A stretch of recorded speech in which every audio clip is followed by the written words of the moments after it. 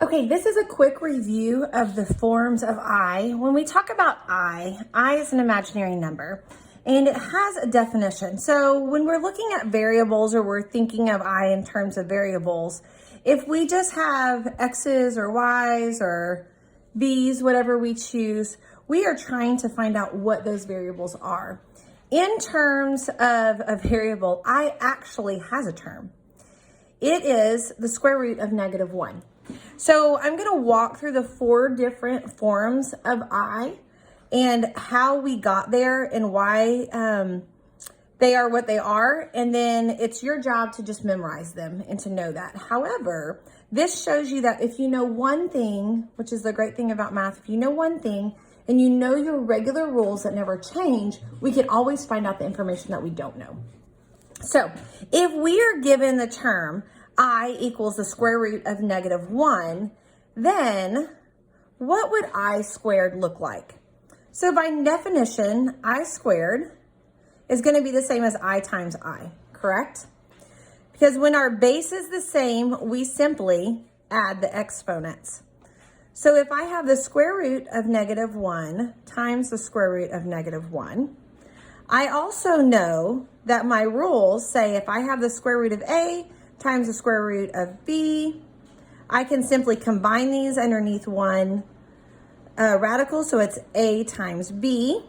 So in this case, I'm going to combine them under a radical, and I have square root of -1 times the square root of -1. Now, what is going to be very tempting to do is say -1 times -1 is a positive 1 and change that. However, our goal is to get rid of the square root. So we're going to look in terms of our square root.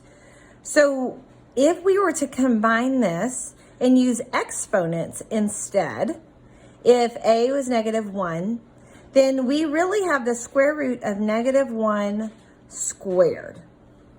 Because we have our base is -1, I've got 2 of them. So now my exponent rule and root rule says, if my index matches my exponent, I simply have my base. So I squared is going to give us -1. Remember, when we square a square root, we simply get the base underneath. So what does I cubed look like? Well, I cubed would be square root of -1 times square root of -1 times square root of -1. We have already established that 2 of them, square root of -1 times the square root of -1, we just established that as -1. We know that the square root of -1 alone is I. So I cubed is -I. So let's look at the square root of, or I to the 4th, okay? So that's I -1, -1. So we have 4 of them. According to our work that we did before, we know that 2 i's give us a -1.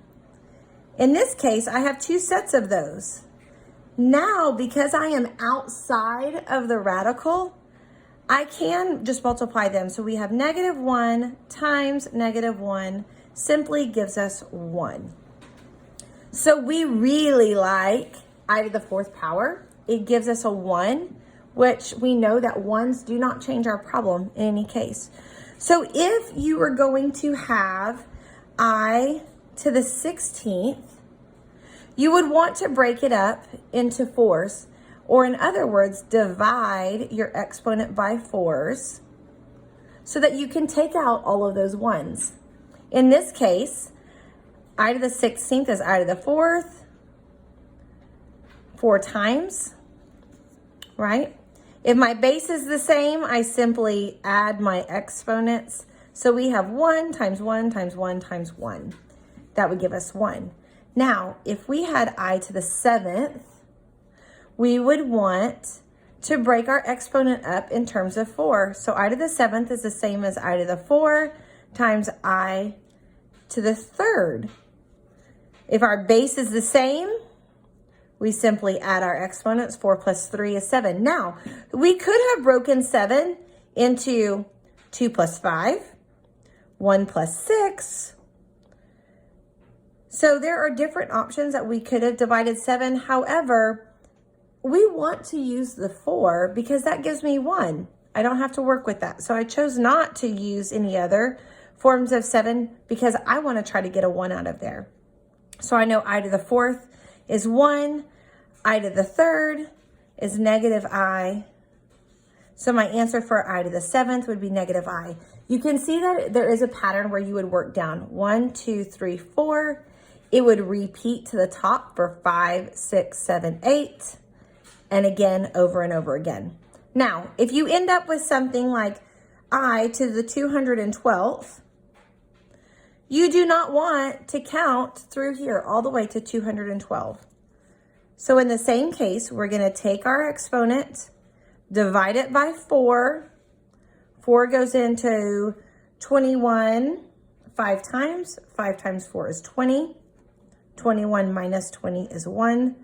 My 2 drops. 4 goes into 12, 53. Okay, it is even. I have no remainder. That means it is evenly divisible by 4. So I to the 212th would simply be 1.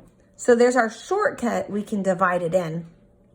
If our remainder is 1, then it's going to be I. If your remainder is 2, you've got negative 1. If your remainder is 3, you have I cubed, which is negative I.